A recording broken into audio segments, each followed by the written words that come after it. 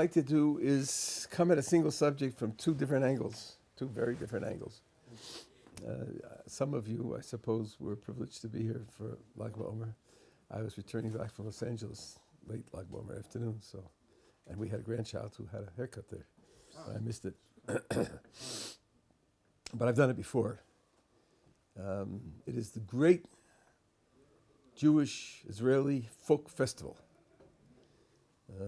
And for a country this size, it is by far the biggest gathering ever during the year. Nothing matches it.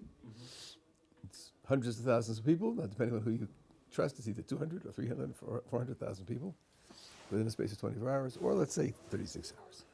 What's going on? What's going on? Obviously, it's centered on Rabbi Shimon bar Yochai. Who was he? What did he contribute? Why is he so special? Why is he the one that attracts this kind of occasion? Indeed, Rabbi Tzadok HaKohen says that had it not been for the fact that Rabbi Kiva died as a martyr, it would have been celebrated on Rabbi Kiva's Yartzeit, not on Rabbi Shimon's Yartzeit. So it's a long and complex story. Now, people associate Rabbi Shimon bar Yochai with the Zohar. That's correct. But I don't think many people associate him correctly. Rabbi Shimon had a yeshiva. And in that yeshiva, they specialized in what we would call today Kabbalistic topics. They had many discussions. Outsiders came from time to time and participated. Some identified, some strangers. Rabbi Shimon assigned one of the Talmidim, one of the disciples, named Rabbi Abba, to edit the discussions. These were freestanding discussions.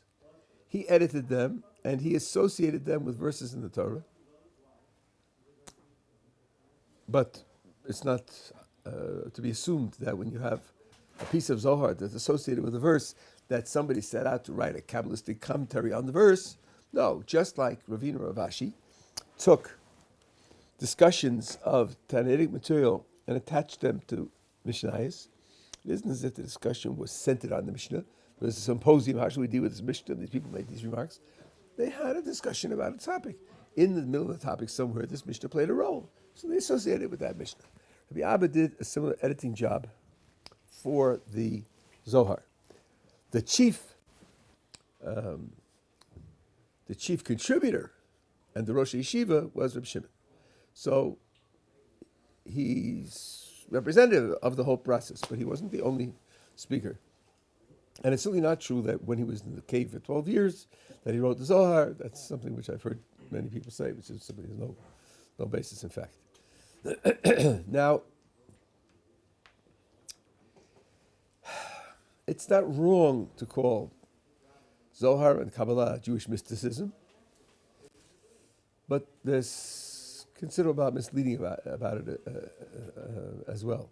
First of all, the word Kabbalah means received. Kabbalah means to receive.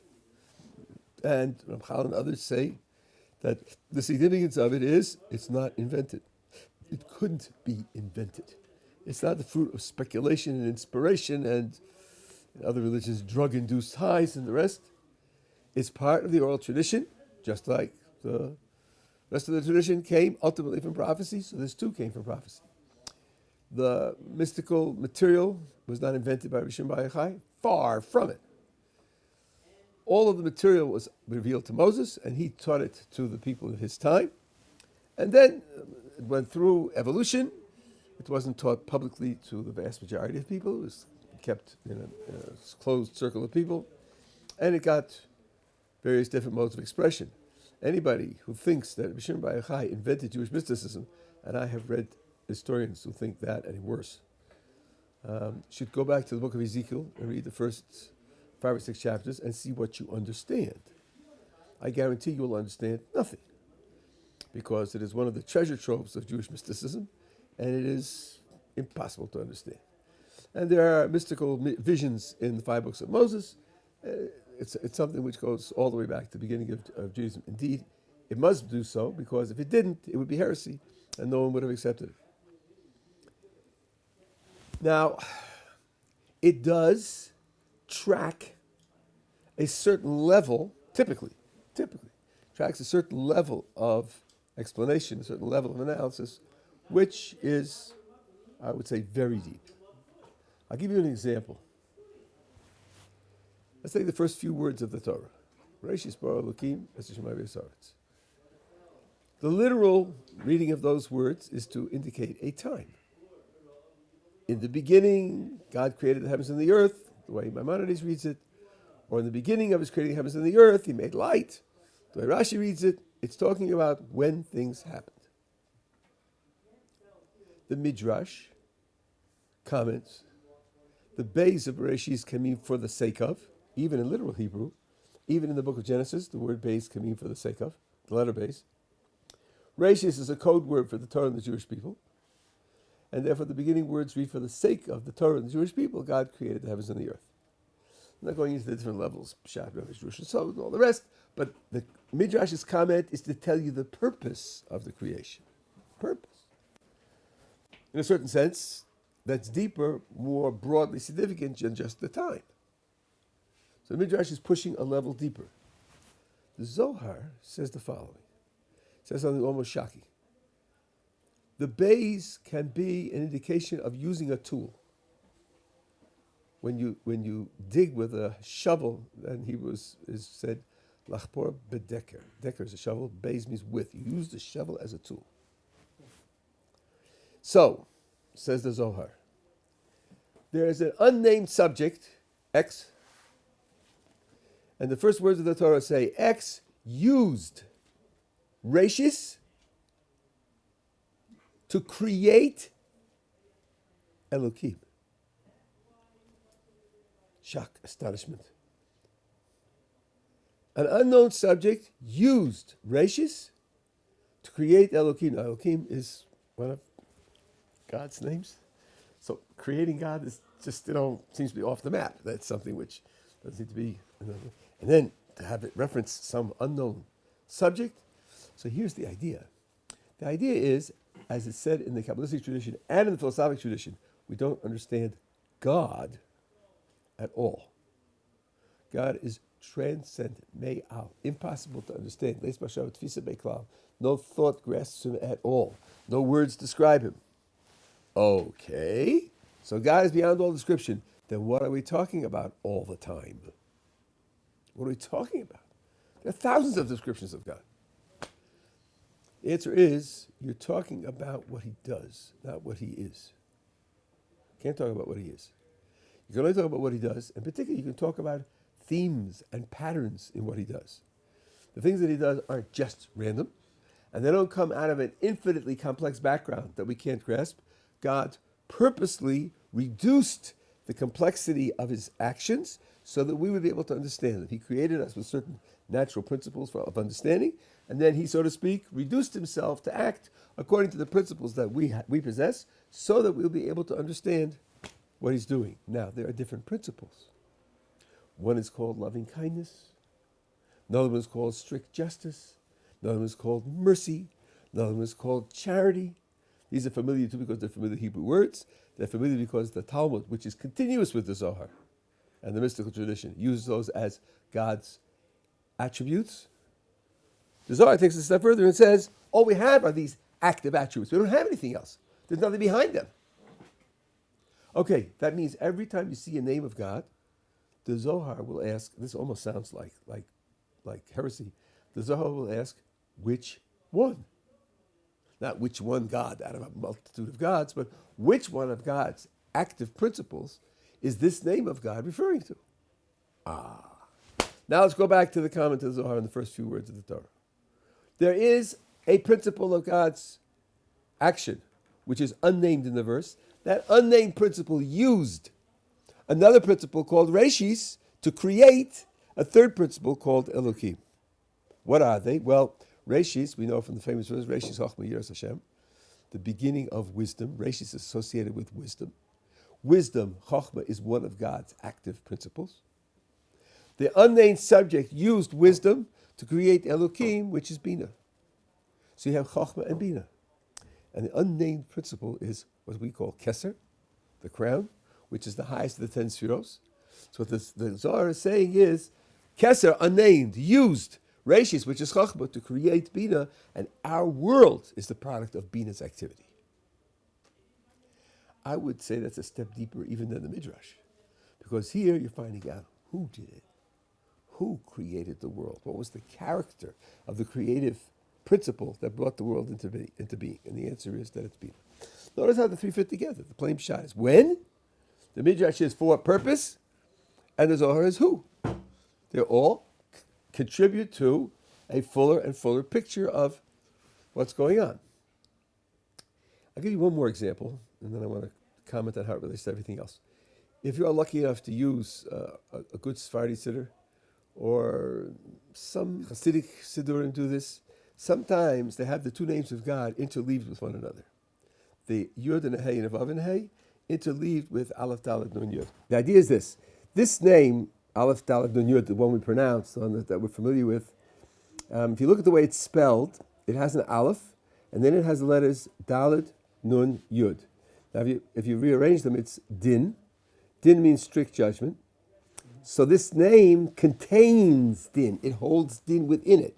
It has an Aleph outside which add to Din to make this name. So it's a container of Din. Okay, now what? So what? The Zohar in Parshas Shoftim says there are 4 different ways that we execute capital judgment, capital punishment on people.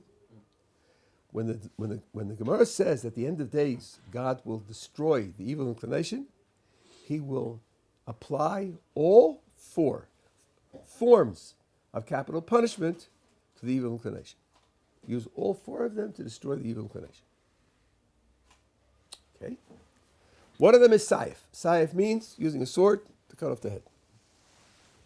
And each of the 4 ways that he will use capital punishment on the evil inclination is done through the name Yud and a Hey and a Vav and a Hey, which is a little tricky because that name is associated with mercy. But mercy applied to strict justice yields destruction because mercy for everybody else. If you rid the world of strict justice, that's mercy for everything else. Okay, so now, how does it work? Well, says the Zohar, the Yud and a Hey and a Vav and Hey becomes a sword. How does it become a sword? The Yud is the handle of the sword. The Vav is the blade of the sword. And the 2 Heys are the 2 edges, the 2 sharp cutting edges of the sword. So you picture now the 4-letter name, the proper 4-letter name of God, Yud and a Hey and a Vav and Hey, as a sword, where the Yud is the handle, the Vav is the blade, and the 2 Heys are the edges of the blade. Now, this combination of names is used in the Siddur, as I say, in a Sephardi Siddur, or in a Siddur of some Hasidim, when you start the Shemona Esrei. When you start the Shemona Esrei, you start with a verse, Hashem Svosai Tiftach, Ufi Yagiti L'Secha. Hashem, open my lips, my mouth to declare your glory, your praise. And the message is this. I think it's this way. If this is the way the letters are interleaved, you have the Yud outside, then you have the Aleph Daled name, which contains Din, holds Din, encapsulates Din, covers Din, and inside it you have the Hey, Vav, Hey of the 4-letter name, which is the blade. So you're putting the sword in its scabbard. That's the picture.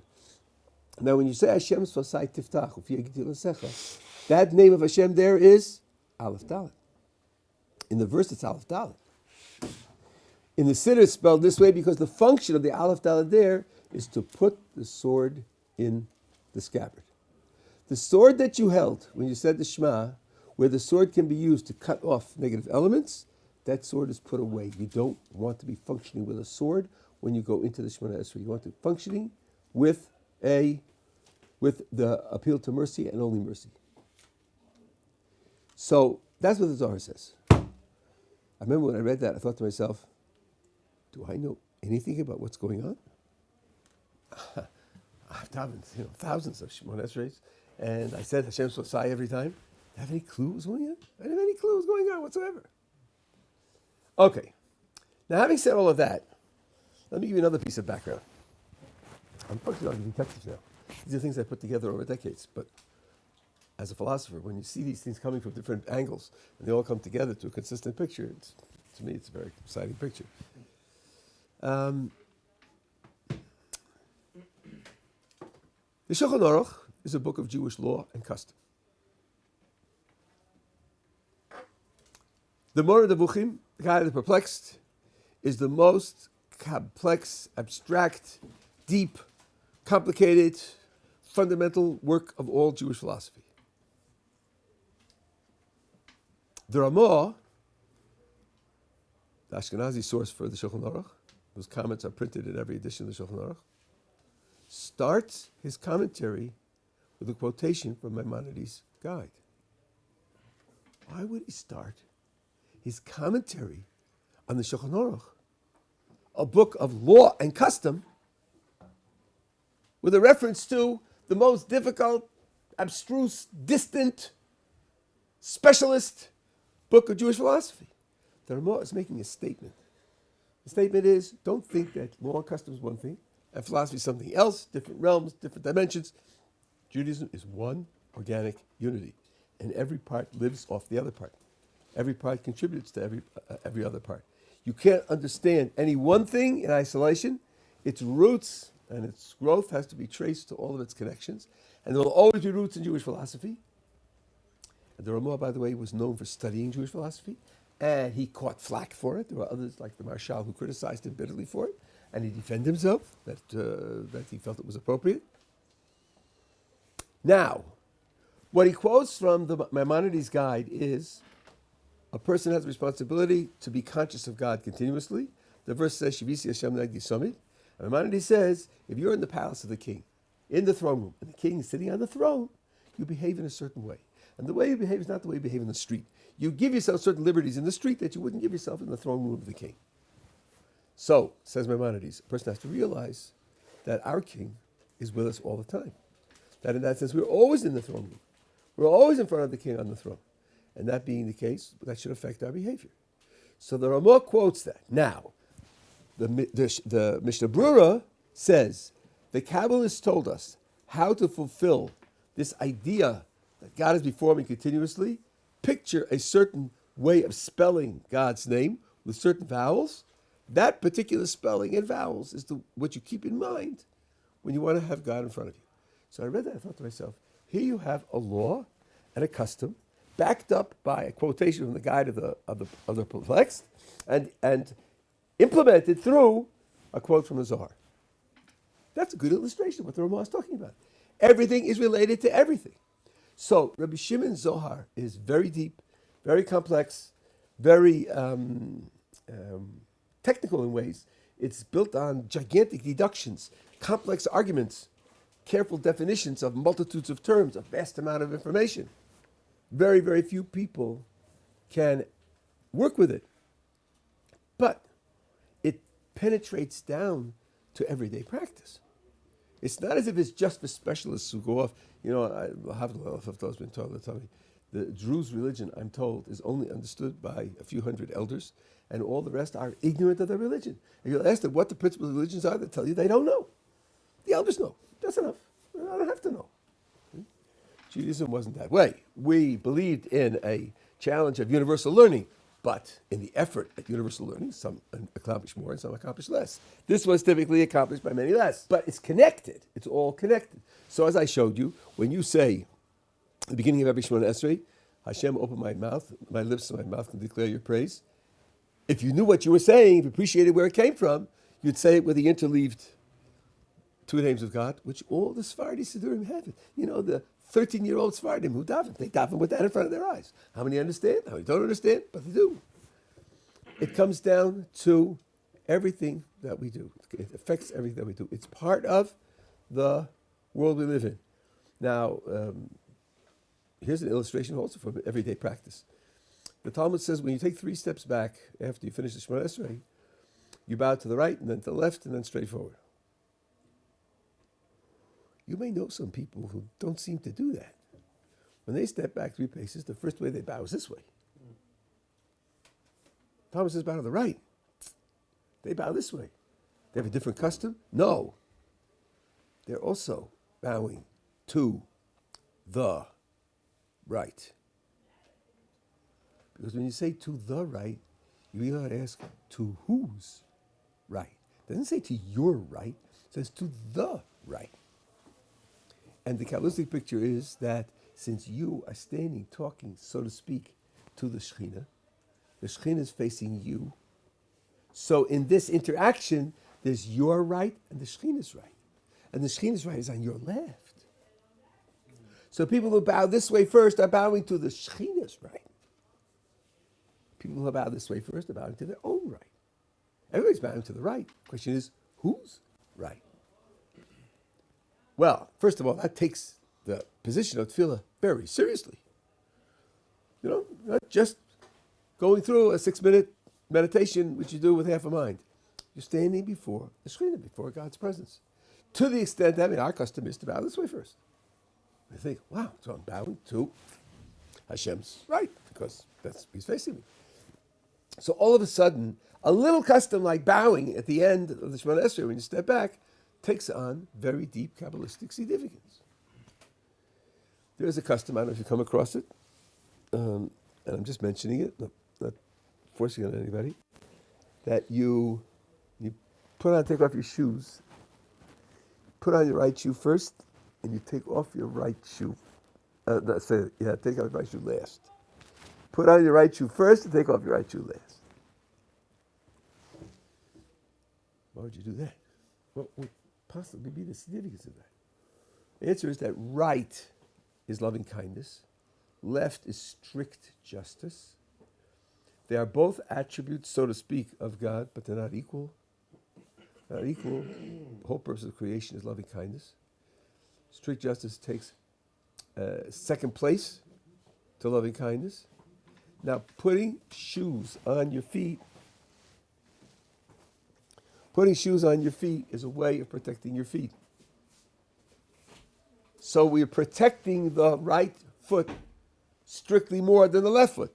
We're giving precedence to the right over the left. We have a lot of mitzvahs that do that.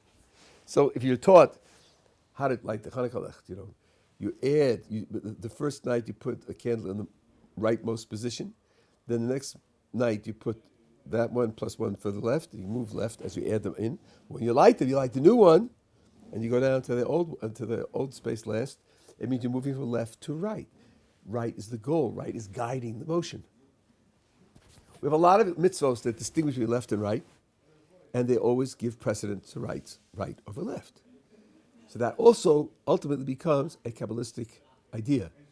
Now, the Jewish people understood this. They understood that even though I don't know the Kabbalah personally, I know some snippets here and there, and I know that everything else is based on it. Everything else is an expression of it. It's an expression of, ultimately, Kabbalistic ideas. Listen to what Luzzatto says about the length of our prayers. Why is Shachris the longest prayer? And Ma'ariv is the next longest, though considerably shorter, and Mincha is the shortest. Why is that? Why is that? So Luzzatto says, based on the Arizal, based on the whole Kabbalistic tradition, every day has a different theme. The days contribute something to the development of creation. Every day is another 24 hours, 24 hours later, and therefore it has a different theme. Now, one function of prayer is to register that theme and to project that theme onto the world. And here the day starts in the morning and ends at the end of night, which it does in certain sacrifices as well. The Jewish day can work both ways. So, Shachris, the morning prayer, is the longest because you are confronting a new theme. Now there's a sub-variation between daytime and nighttime, daylight and darkness. So Ma'ariv carries that theme into its variation for darkness. That's why it's the second longest. Mincha is simply the end of the daytime period. Okay, there's a minor, even more minor variation between the beginning of the day and the end of the day, but it's a very minor variation, and that's why Mincha is so short. So we think, I don't know, it's the middle of the workday, it's inconvenient to have Mincha so long. According to the real reason reflects something that's going on in a different realm altogether. I'll give you one more example, and then I'll come to the other side of the issue. When I lost both my parents in one year, 1992, I studied the laws and the customs of mourning. One of which is, if you are able, you should lead the prayers, be the shliach tzibur. And the question comes up, suppose you're in a big congregation. There are lots of people who need to lead the prayers because they're mourning for their parents. How do you give precedence? Or if you have a choice, which should you choose? We don't do this on Shabbos. Mourners don't lead the prayers on Shabbos. So you have 18 prayers on an average week. Suppose you get one out of 18, and you could choose any one of the 18. Which one would be best to choose? I don't know. I read it, the question in the book, and I thought, I wonder what I would say. But I got it dead wrong, and I've asked many people since then. In terms of intuition, no one got it right. The right answer is Ma'ariv Motzei Shabbos. Evening prayers Saturday night. What? I mean, what about Shacharis? Is much longer. Twice a week you read the Torah during Shacharis. There's Kedusha. What? Ma'ariv Motzei Shabbos? And the explanation is this. The point of leading the prayers is to do something good for that deceased person, for that soul. Now, when you move from Shabbos to the week, on Shabbos the souls are not judged. They're not judged and they're not punished. Moving to the week, it's returning to the realm in which judgment and punishment can take place. That transition, you can have the maximum benefit for the soul. If you put in something good for the soul at that transition, that gives maximum benefit for the soul. And if you can't get Ma'ariv Motzei Shabbos, Ma'ariv the rest of the week is also the best because you're going from daytime to nighttime, where the judgment and punishment intensifies. I read that, I thought to myself, so wait a second. What I'm doing here is because of what's going on there. Not because of psychology and economics and sociology and family solidarity and so on and so on. It's because of what's going on there. I'm still connected to that soul. I can still do something for that soul. What I do here is because of what it's connected to there. That's the Kabbalistic idea, that there's a there, that there surrounds us. It underlies everything that's going on in our world, and ultimately our laws and our customs are an expression of that reality. So a Jew realizes that. Even if his personal acquaintance is only with a few snippets here and there. But he realizes the reasons for what he's doing are in that teaching. Okay, that's one side. That's sort of the position Rabbi Shimon has vis-a-vis Jewish scholarship and life generally. Now let's talk about folk festivals. There are the three major holidays, Pesach, Shavuos, and Sukkot. There's a mitzvah to come to Yerushalayim. They are called in English the pilgrimage festivals. Aliyah l'regel. Let's think about this in practical terms and in economic terms. There are places distant from Yerushalayim, a week's travel or 2 weeks' travel. Let's take an intermediate case. You live a week's travel from Yerushalayim. That means 6 weeks a year on the road. And, okay, we can come to Yom Kippur. Okay, since you mentioned it, maybe you heard this story from me. I gave a shiur once at a business in downtown Chicago, somewhere on the 80th floor. I come down to the street level, and I'm waiting for the car to pick me up. A religious Jew appears out of nowhere. He comes over to me and says, in the times of the temple, where do you think they spent Yom Kippur? It's a total stranger. Total stranger. I said, I don't know, in shul, at home. No, he said, on the road. Because they had to get there for Sukkot. Yom Kippur is only 4 days before Sukkot. And if you take us a week or two, there's a Shabbos in between, sometimes 2 Shabbos in between. It's impossible. So they throw it on the road. People are walking, and they happen to come together, when people walk at different speeds. It's a completely happenstance, so to speak. It's divine providence that these people came together, not with your favorite chazan and not with your favorite person for Ne'ilah, and so on. And then you were in a haystack someplace, whatever, and that's where he spent Yom Kippur. And he walked off and disappeared. It's just one of those things. I have a couple of experiences like that. I had one over here. And this is also a little bit relevant. Where Becharim is? Just up the hill over here in Rehov Yoel, where all the Sfarim daven, they have the whole thing there. I used to live behind the yeshiva here. And sometimes it was convenient, so I go over there for Mincha Ma'ariv. So I daven Mincha, come out, and waiting for Ma'ariv. It's sort of dusk-like. And a kid comes over to me. I don't know, maybe he was 12. 14 or 11, I couldn't tell exactly. Sephardi kid. He says to me, why do we daven Maariv? Total stranger. I've never seen him before. He's never seen me before. Why do we daven Maariv? Well, the Gemara says that it's a reshus, but it's a reshus that people took on as a custom, and therefore it's binding like custom. No, he says, that's not the reason. The reason is that Zer Anpin is together with Malchus, and Malchus is together with Akar, and he gives me this whole long Kabbalistic formula, of which I understood nothing at the time. I didn't understand a word he was saying. And then he walked off. That's what he done. So, now this kid was taught that. So when he goes into Daven Maariv, he knows why he's davening Maariv in terms of Rabbi Shimon Bar Yochai, in terms of the Ari. He knows what the basis are. Okay. So now, let's talk about 6 weeks on the road. 6 weeks on the road. That's a gigantic investment. You're talking about farmers for whom work time is very precious. It's not something you can just throw away. What great Jewish value is accomplished by that investment of 6 weeks on the road? Officially, it's Aliyah L'Regel. You come up to the Beis HaMikdash, you present yourself in the Azara, you give a korban olas riyah. There are all sorts of things written about what happens in the Azara and so forth and so on. And all that is correct. But there's another element, and that is you experience hundreds of thousands of Jews serving God together. And that is even a halachic category. When you have an opportunity to do a mitzvah together with many Jews, that's preferable. It's called Berov Am Hadras Melech. In the multitude of the people is the glory of the king. And it's preferable for you to do it there. And I think it works two ways. Since there's greater glory for the king, it's a greater contribution. You're contributing to that greater glory for the king. But you experience the glory of the king. You experience it. And for you, that's an important element in your ruchnius, in your spirituality. To experience God's glory. And it's found, Berov Am, in the multitude of the people. You have to imagine the hills around here, black with people. Thousands and thousands of people coming to serve a Kodesh Baruch Hu, and the davening and the minyanim and the halal. I'm not exaggerating. You know very well, in the plaza before the Koisel, you can get 100,000 people. It has happened. So if you're talking about all the hills around here, you're talking about a great multitude of people.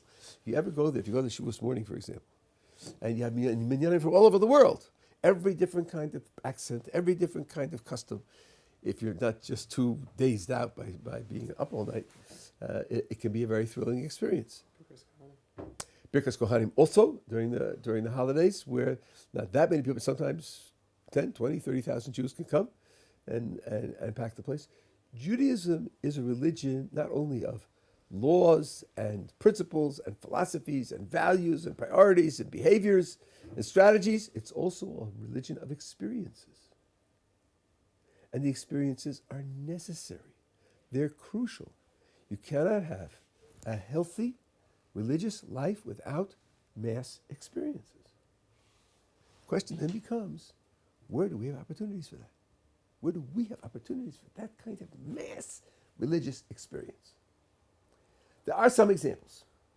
Rachmana litzlan, they happen in great levi's, great funerals. When one of the leaders of the generation dies, we had two just before Pesach, who were nifter. So then hundreds of thousands of people can turn out. I remember Rav Moshe Feinstein's levi. And this was, to me, it was absolutely shocking. I guess it shows how little I understand. When he came here, to be buried here on Har HaMeluchos, it was Purim in Yerushalayim. Shushan Purim, 15th of Adar. I had lived here, I'm here since January 1981. I don't think, in all my time here, I heard his name mentioned. Americans who came from America and who knew him talked about him, but among Israelis, in yeshivas and so on and so on, you never heard his name mentioned. So I thought, he's coming on Purim. Who's going to turn out? 200,000 people turned out. That's what happened. It was astonishing. It took more than an hour for the people to walk past the entrance to the city. The entrance to the city was blocked, completely blocked. I walked it. So I couldn't believe what happened. It was his impact, his presence of Klal Yisrael was so enormous. So you have it. Here, in Shimon Bar Yochai, you also have it. And in Shimon Bar Yochai, in a way, it's even more broad because, number one, all of the different streams of Jews participate, whether it's Hasidim or Yeshiva Light or Yekis or Hungarians or Sephardim, everybody participates. And a lot of people who otherwise you wouldn't have regarded or noticed that they were religious also come. It's a great festival. And there's a combination of feeling exalted, thrilled, awed. It's also a solemnity that together with a sense of sharing and togetherness. You went the most unbelievable outpouring of caring. Every 5 feet, somebody's offering you something. Water or milk or soda or coffee or cakes or, if you need something, please take. And people just care about you. They care about you. And this money is contributed by people all over the world so that these things can be available. When you go up by bus, where you stop at the bus stations, the places are set up. First of all, they're set up to be separate for men and women. And there's food and coffee and whatever, and drinks, whatever you need. It's the sense of spontaneous sharing of Klal Yisrael. There's a sense of unity that's very precious. Now, I think that contributes something that's very precious in a person's spiritual life. The phraseology of Chazal, Berov Am Hadras Melech, in the multitude of the people is the glory of the king. It doesn't talk about their scholarship. It doesn't talk about the level of their righteousness. We're not now talking about scoffers and people who disconnect themselves altogether. We're talking about the very righteous, the most pure, and so on and so on. It means that if you have, in a certain sense, if you have 10 great tzaddikim and 100 ordinary people, the glory of the king is with the 100 ordinary people. There are other things about the tzaddikim I'm not discounting, but I'm just saying this dimension, one can't ignore this dimension altogether. And it has to be expressed. I saw it here because I moved here, but also you have it to see in Shas. There's the Daf Yomi program, a folio of the Talmud every day. If you do that, you end up finishing Shas in 7.5 years. Baruch Hashem, my wife pushed me into it about 35 years ago, so I should say I'm a veteran, but it's the way I do it becomes a challenge anyway. And it's not easy. And at the end, the people doing it worldwide on the same schedule. So at that date, when they're finishing it, people get together. Now, I think 3 times ago already they started to take Madison Square Garden. Just imagine, Madison Square Garden seats 20,000 people. That time, 3 cycles ago, the reporter of the New York Times who covered it was an Arab Muslim. That's who the New York Times sent to cover the Siyum Shas. Just want to know who they are. Get a picture from that. And he wrote, when the people stood up to pray, in this place, this edifice, where people kill each other, sports events, hitting each other, punching each other, screaming at each other, and throwing bottles at each other, and so on and so on.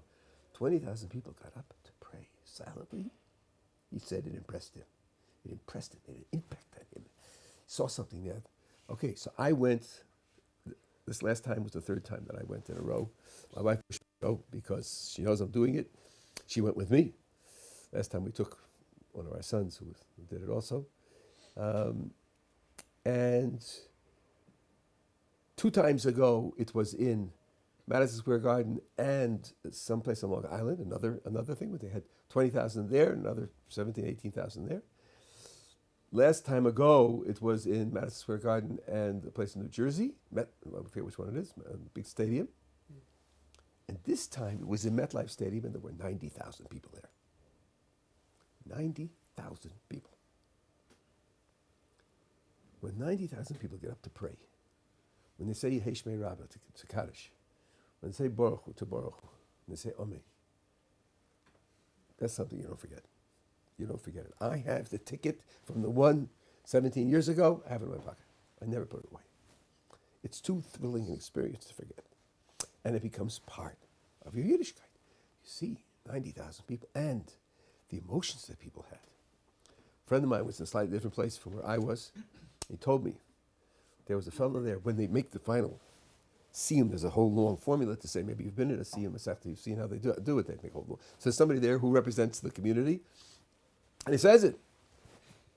One fellow, Mizrahi fellow, who had learnt the whole Talmud, was saying it alone. Tears pouring down his eyes. So there you see an expression of the glory of HaKadosh Baruch Hu that you don't see at other times. This is something that has to be sought out.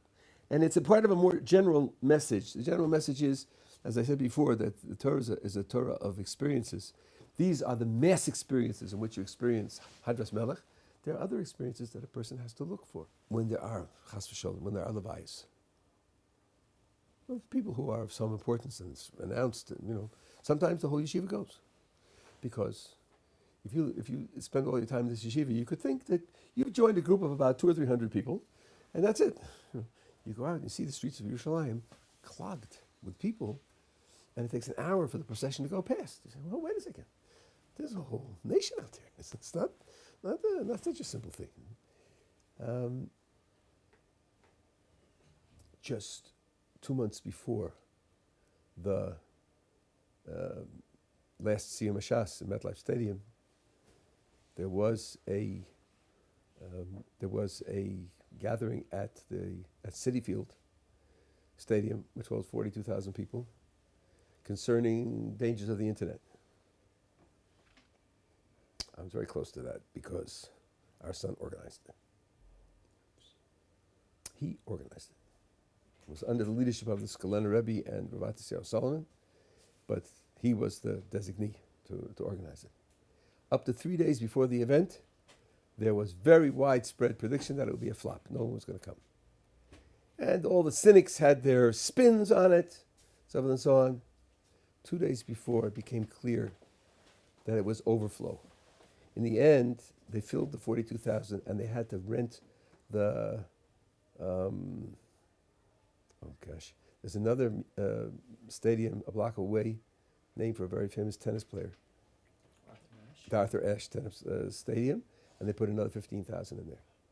There were 57,000 people who turned out just to hear what do you have to be careful about, and how can we improve sanctifying Kodesh Baruch Hu's name in the world. You see that. They didn't come to get awards. They didn't come to celebrate anything. Even the Siyum Hashas is a celebration. This wasn't a celebration. It was just the leaders of the generation said we have to come together and we have to make resolutions and we have to deal with this problem. And they came. Anyway, this is something which you should be mindful of. And if you didn't go to Meron this year, then you could plan to go to Meron next year. And also look for these types of opportunities. We were here in 1977. At a sabbatical, we were preparing the family for Aliyah. And we were living in Geula. And at that time, Belz was in the Agrippas area. We decided after our Seder that we would go to the Belz Rebbe's Tish as his Chassidim do. So he has the Seder in his synagogue room there with hundreds of people. And then hundreds and hundreds more come back. He finishes his Seder. And then he goes on Yetzias Mitzrayim, the exodus from Egypt. What happens? He starts to walk. It's 2 o'clock in the morning. He starts to walk in the streets of Yerushalayim. Everybody's following behind him. Hundreds and hundreds of people. And then he stops, and he says some different Torah, and then he starts to walk again. And that's, you see, you're going. Hour and a half.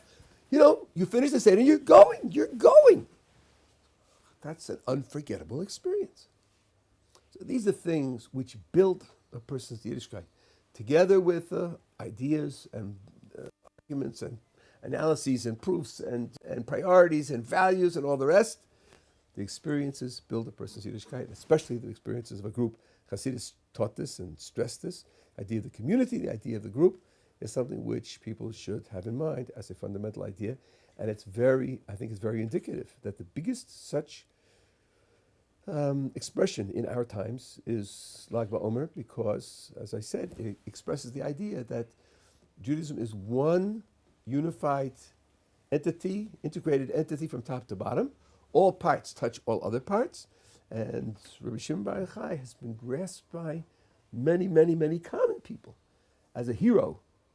And that shows that as refined and as high and as abstract as he was, his influence reaches down all the way to the foundations of the Jewish people.